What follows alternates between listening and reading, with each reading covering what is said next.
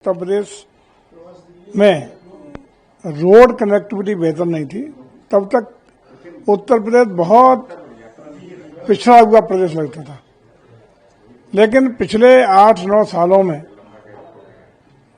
उत्तर प्रदेश, चाहे वो air connectivity हो, रोड कनेक्टिविटी हो, कनेक्टिविटी का मामला ले लें, विकास की अन्य मामले ले लें, उस मामले को लेकर के बहुत अग्रणी प्रदेशों के में गिनाया जाता है।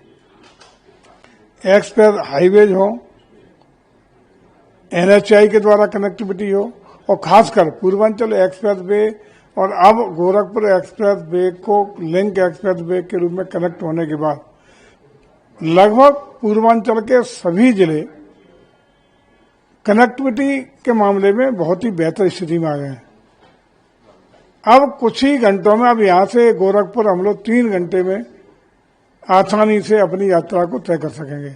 इसके लिए योगी जी और माननीय मोदी जी दोनों सरकारों ने जो सामूहिक प्रयास किया है, यानी डबल इंजन की सरकार के प्रयासों को हम लोग बधाई देते हैं, धन्यवाद ज्ञापित करते हैं।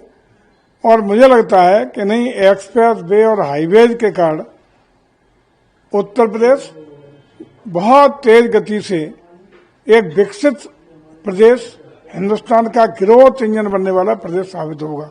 बहुत जल्दी गंगा एक्सप्रेस वे भी धरातल पर उतरने वाला है, उसकी भी मुझे लगता है बहुत जल्दी बन करके कंप्लीट होने वाला है। उसके बाद पश्चिम से लेकर पूर्वांचल तक लगभग प्रत्येक जिला एक्सप्रेस वे के और इसके आसपास या उससे सीधे कनेक्ट होने का काम हो सकेगा, और परिणाम स्वरूप जबरदस्त कनेक्टिविटी होगी। और जब कनेक्टिविटी बेहतर होती है तो सारे विकास के रास्ते, डेवलपमेंट के रास्ते, भविष्य के उज्जवल भविष्य के रास्ते, औद्योगिक विकास के रास्ते सुनना सुनिश्चित हो जाते हैं। पहले मोदी जी के व्यक्तिगत विशेष प्रयासों के लिए बधाई, कि जिनके विशेष प्रयास से संयुक्त राष्ट्र संघ के द्वारा योग दिवस के रूप में अंतर्राष्ट्रीय मान्यता मिली, और विश्व भर में आज योग दिवस 21 जून को प्रत्येक वर्ष मनाने का निर्णय हो सका। और भारत सरकार की जो योग विधा थी, ग्लोबल मान्यता मिलने का काम हो सका। इसके लिए भारत सरकार को, खासकर मोदी जी को विशेष बधाइयां। मैं समझता हूं किसी भी राष्ट्र के स्वस्थता, निरोगता पहला पायदान होती है जो उस राष्ट्र को विकास के दिशा में आगे ले जा पाती है। जब व्यक्ति स्वस्थ होगा तभी उसके आगे के मार्ग प्रशस्त हो सकेंगे।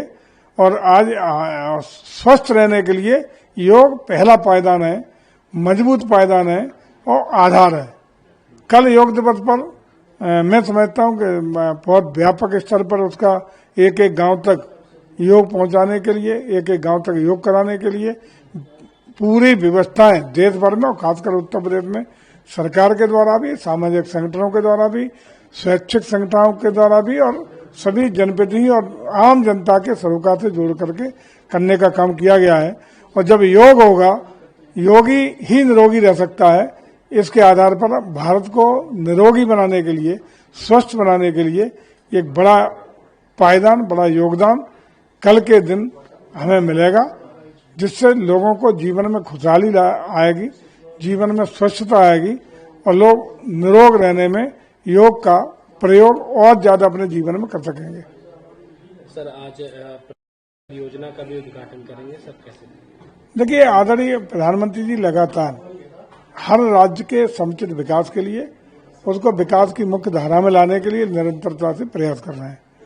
बिहार भी एक पिछड़े हुए राज्यों में था, जिसको देश की प्रगति की सभी राज्यों के बराबर के पायदान पर लाने के लिए पिछले 10 साल में लगातार भारत सरकार ने आदरणीय मोदी जी के नेतृत्व में काम किया है।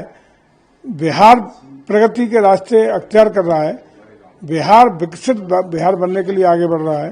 बिहार में प्रगति के तमाम विकास योजनाएं भारत सरकार को सौगात के रूप में देने का काम हो रहा है, जिनका लोकार्पण और शिलान्यास करने का काम माननीय प्रधानमंत्री के द्वारा संपन्न होगा। बिहार के जन जन को बधाई, आदरणीय मोदी जी का आभार कि वो बिहार सहित देश के सभी राज्यों के विकास के लिए निरंतरता के साथ चिंता करते हैं और सतत रूप से प्रयासरत रहते हैं। सर कर्नाटक कैबिनेट ये नया क्या है?